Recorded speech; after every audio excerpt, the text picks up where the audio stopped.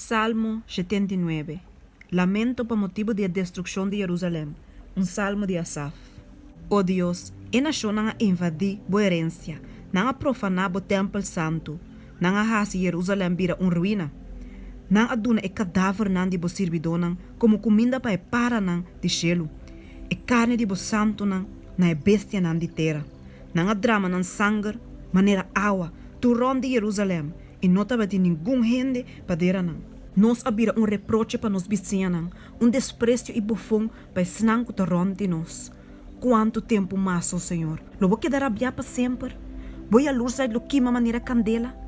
Baixa bo fúria riba e nação que não conhecemos, e riba e reino que não te invocar o nome.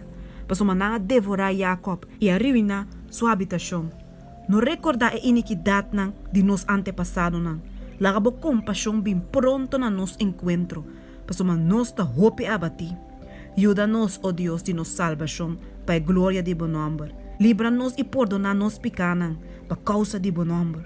Para que a nação, Mr. Puntra, não Deus está, delante de nos vista, hasi conhecime meio de nação, que bota venga e sangue dramático de bo servidona. Laga e queamento de preso, bimbo delante, segundo a grandeza de bo poder, preservar e não condenar a morto, e devolver nos vizinhos na chete biade nas coche e reproche com o qual não reprochado o Senhor.